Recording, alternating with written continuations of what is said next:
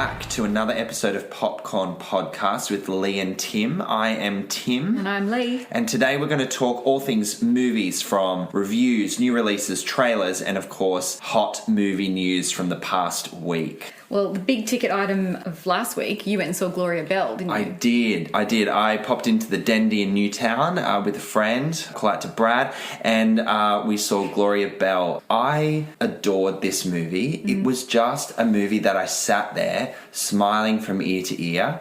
It was just a really nice character assessment piece about following a period of time in Gloria Bell's life, played by the fabulous Julianne Moore. Love Julianne Moore. She is just amazing. And you know what? She was having a lot of fun with this character. There's a lot of motives that run through. It was very much about music. There were these really nice scenes in the car when she was driving, and she would simply be singing along to a favourite song. And I think that was really relatable from an audience point of view, going, that's me sitting in the car by myself, really jamming to a tune. And all of the songs rather had a link back to kind of what she was going through at the time. Lyrically, they aligned with her experience in, finding a partner and following that journey through love with a new relationship, which was really nice. And whenever the songs weaved back into the story, whether it be in the car or just in the background or whatever, they reflected her state of mind, which I thought was really, really nice. I would go out and buy that soundtrack in a heartbeat. It was just brilliant music. So that was really cool. And I guess, the story was nice. She was brilliant in it.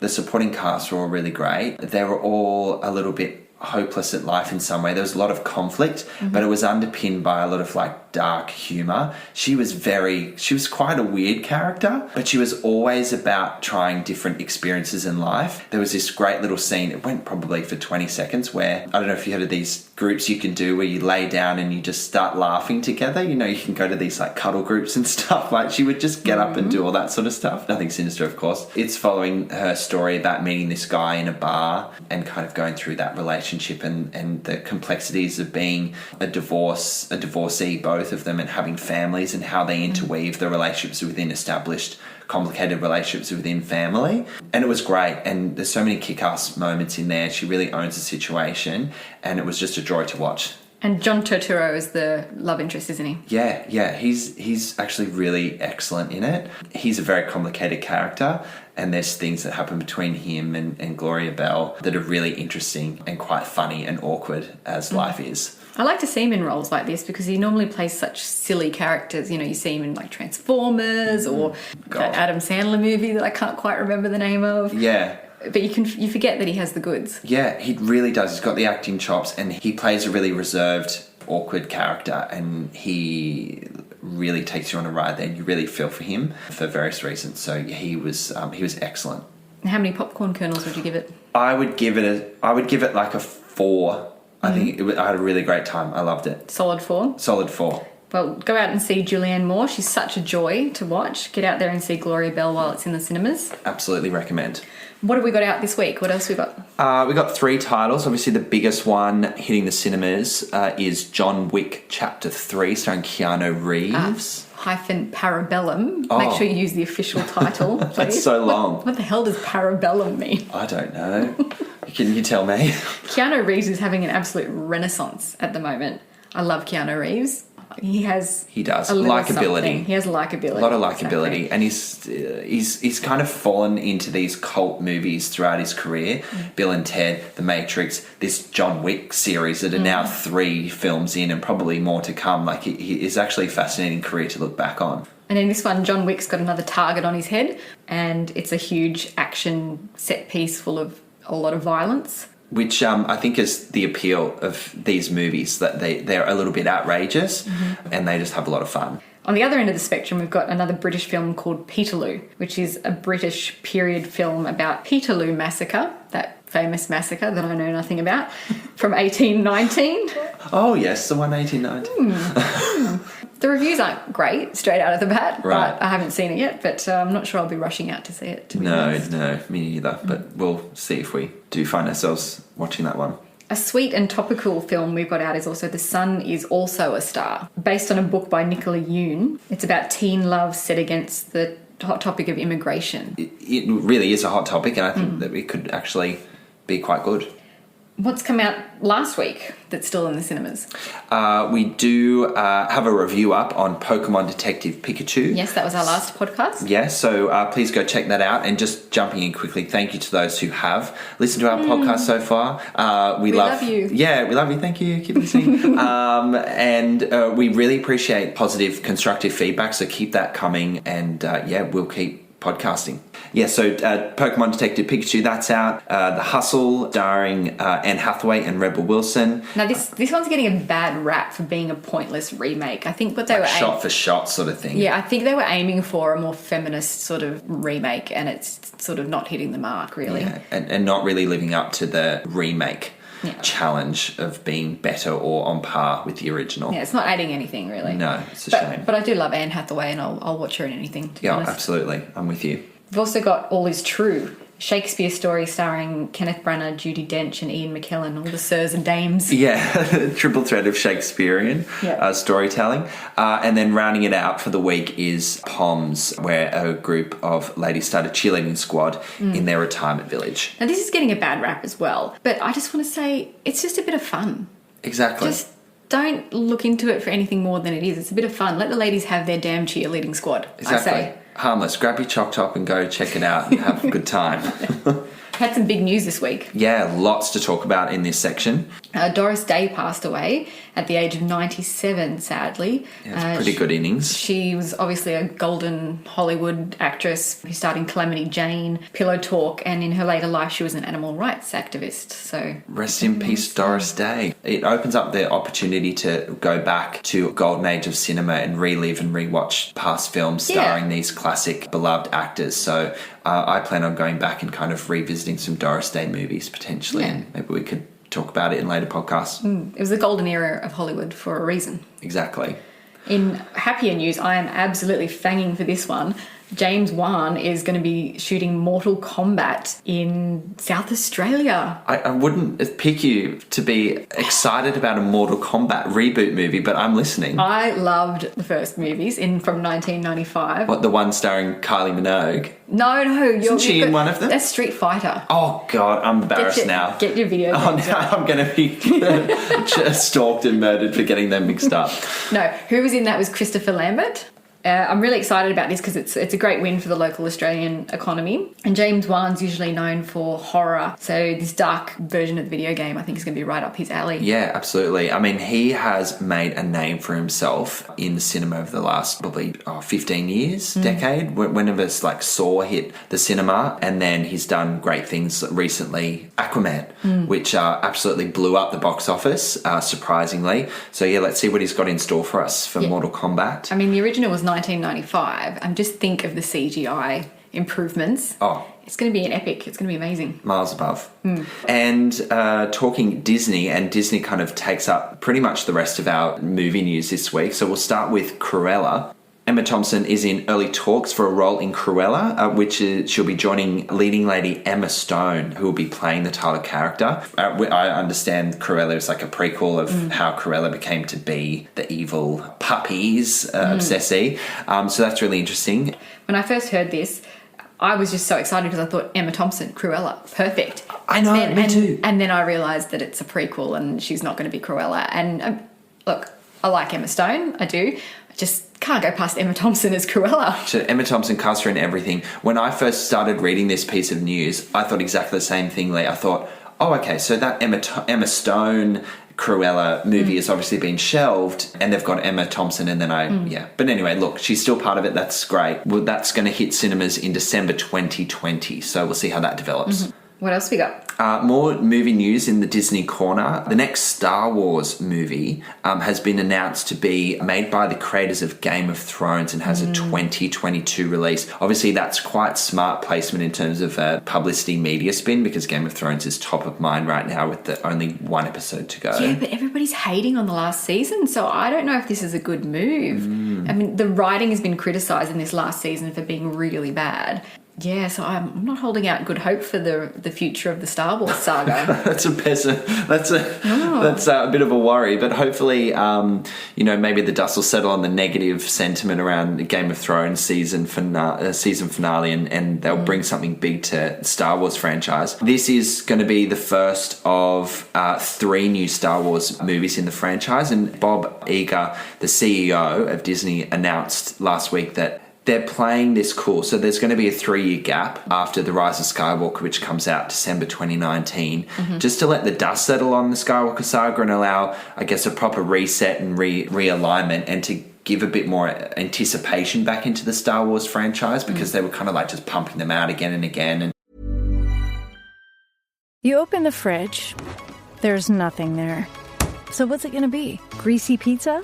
Sad drive-thru burgers? Dish by Blue Apron is for nights like that. These are the pre-made meals of your dreams.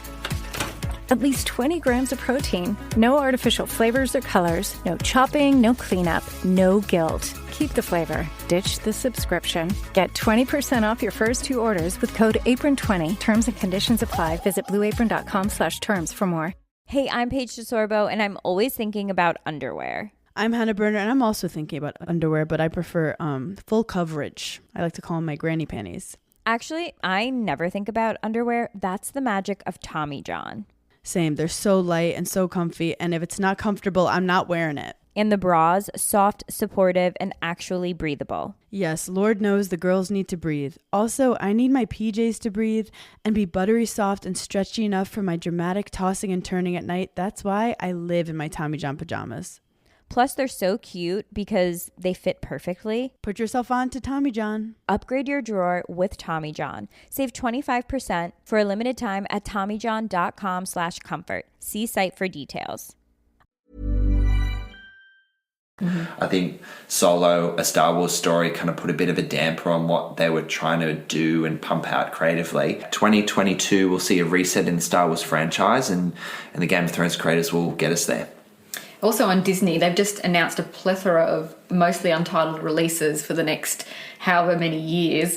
Now that they've combined Marvel and Disney live action and Fox and Pixar, it's all just one massive slate of films. They've coming basically out. got a monopoly on key release dates for the next forever. But the problem with the Star Wars coming into it now is that that's pushed back Avatar even further, the Avatar sequels even further, as they now have to alternate with Star Wars for a Christmas release. Yeah. I mean, by the time they get here, are we even going to care about Avatar anymore? Do we care about Avatar now? I'm a bit over it, to be honest. Well, what? So Avatar came out in 2009. Yep. So we'll have the first Avatar movie in 2021, but that'll take us through to 2027. No less than Avatar 5, ladies and gentlemen. Avatar 5, 2027. I don't think I'm going to live that long. Yeah, Climate change is coming, people. Get on with these movies. I'm worried about the health and safety of James Cameron. He's a very ambitious filmmaker. Hats off to him. I wonder if he's hoping to cement the top 5 or 6 highest grossing films of all time. He's obviously, Titanic's been bumped off the number 2 spot with Endgame. Endgame's got Avatar in sight, so who knows, he might, a few years' time, he'll reclaim the top spots, but only time will tell. Speaking of another James Gunn has been rehired to Guardians of the Galaxy 3. But Yes. that's not news. That's What is news is that he's come out and made a quote about it. Yeah, so I think it was March of 2018 was when this whole thing kicked off, where he was fired by Disney on Guardians of the Galaxy Volume 3. He'd already written the script. But just for context, it was around unearth of old tweets where he made some pretty crass jokes about pedophilia and rape and, not good stuff. But subsequently, he has been rehired. And I won't go into all that detail because we could spend a whole podcast talking about that. But he has now, for the first time, actually gone on record to discuss about the whole process and how it's changed him to look back into himself and see how he approaches situations. He doesn't hold any grudges against Disney. He doesn't blame anyone. He's all really positive. Obviously, he's now focusing on The Suicide Squad, which is a sequel to that god-awful movie. Well, actually, no, it's not quite a sequel. It's saying it's more a soft reboot. Oh, I love the words they used. Yeah, it's a soft reboot. So it's going to have some of the same actors and some of the same roles. Will Smith's not returning. No. We might have Idris Elba as Deadshot instead, Yes, which Idris I would Elba love. for James Bond. Yeah, well, Daniel Craig's injured himself. Get Idris Elba in there. I know, yes. So that's the next bit of news. This is actually quite dire. So obviously a production that's been halted, yet another notch in the belt of a troubled production. I believe they're in their last week of filming principal photography in Jamaica. And yet James Bond himself has injured himself and he's gone back to the UK for tests and scans and whatever. Do you think this is a tiny little bit of karma? I mean, I wouldn't wish bad on anyone, especially not Daniel Craig, but he rejected the role. Now, do you think the role's rejecting him? I mean, yeah. I mean, he's been playing Bond for 13 years, so he wasn't the spring chicken, I guess, back in 2006 when he did Casino Royale. So, yeah, maybe. But, I mean, I love this. Well, I don't love this, so that's the wrong thing to say. I kind of get a kick out of things that happen in productions. Like, they're tough. It's a 3 to 6 month, however long they spend filming. Stuff like this happens all the time. And then I always think about, will it affect the release date? What do they have to shift? What will they compromise? I feel like James Bond, they never compromise on anything. They go gangbusters. I think they'll find a way. But, I mean, without their leading man, you wonder what has to give. Yeah. Hopefully not Bond himself. No. We wish Daniel Craig a speedy recovery. Absolutely. New trailers. Maleficent, Mistress of Evil, the sequel, has dropped. It's going to be in cinemas on October 17 this year. That was brought forward, wasn't it, as part of a reshuffle in release dates across Disney and Fox since the merger? I think that was hopefully not a casualty of that, but I believe it was meant to be released in 2020. So it looks like it's full on. It looks like we're getting some of the same elements, that really bright green CGI. The cheekbones are back on Angelina Jolie. Yeah. It looks like it's a very similar storyline in that the king and the queen are going to do wrong by her, and Michelle Pfeiffer is starring in the role of Queen Ingrid. Yes. Oh, that's going to be good. I love Michelle Pfeiffer too. I'm a fan, big fan. What did you like Maleficent, the first one? If you can take yourself back to 2014. Yeah, I did. I think it was good. I don't think it needed a sequel. No, but I remember enjoying it, and I think it had a positive feedback about it. It was quite successful. It was one of the first ones, right, to kick off all this Disney live action stuff, wasn't it? But at least they took a different spin on it, where you looked into what we all thought was the bad guy in Maleficent and kind of seeing who she actually was. All the other ones seem to just be doing a shot-for-shot remake of the animated movie. So I'm excited to see where else they take this story, if anything. Another trailer, we mentioned this in our Avengers special. Yes, the Spider-Man Far From Home trailer. Obviously, that was very relevant to talk about in an Endgame spoiler. We won't go into those details just in case you haven't seen Endgame. We'll try and keep this spoiler free. But obviously this will help set up what Phase 4 of the MCU will look like. You'll see it in cinemas in early July. And yeah, I'm just really pumped for them to have dropped that trailer. Well, anticipation is so high that the release date's actually been moved forward to July 1st. From July 4th. Oh, right. There's a hot tip for you, Tim. Oh, great. It's been moved forward to July 1st, so get in there. I'm hearing it first right now. You're all hearing it first. And It Chapter 2. We got the trailer for the next film in that franchise. Now, they did something which I fucking love, this movie, is that they did this thing where, and not meant you, it's really hard to pull off, they basically did a whole scene. It was able to build tension and suspense, which I think the first It movie did. It was just really creepy. You kind of got to really see Jessica Chastain in this movie, who's one of the newly cast adult versions of the kids. I was very impressed by this trailer in that it didn't just try and go for those jump scares, which I do like a jump scare, but it went for the tension and the anticipation and building that sort of creepiness, and I really enjoyed the trailer. Well, the original film with Tim Curry in it absolutely terrified me. I think I might have just been at the right age, but it really affected me, that movie. So I was really looking forward to seeing this. Chapter 1 of the remake didn't hit as hard as that first one did for me. It was still good. It was still great. But I'm really looking forward to this one with the adult cast to see what they've got in store for the end of events. Yeah. Do you think it could be a bit of a distraction having now a few big name actors in this franchise, or do you think it'll really bring something new and different and exciting to the mix? I'm going to be interested to see how they link it to the younger counterparts, because it's going to be hard to keep in your head who is who. Yeah. But, I mean, the names that they've amassed together is just amazing. You've got Jessica Chastain, as you said, James McAvoy, Bill Hader, and Kiwi Jay Ryan. Yeah, it's a great cast. I think they nailed the casting there. So we'll just have to hang out till September to see how that comes together. Probably my favourite trailer from the last week I was going to say. Yeah, surprise, is Judy. I actually completely forgot that this movie was coming. It was kind of like media release, Renee Zellweger playing Judy Garland, towards focusing on a series of concerts she did towards the end of her short life. And the trailer blew me away. The fact I had to watch the trailer a few times because I thought, is Renee Zellweger actually singing, or are they using Judy's voice, whatever? And I did some research. She's actually singing. She sounds fantastic. She looks amazing.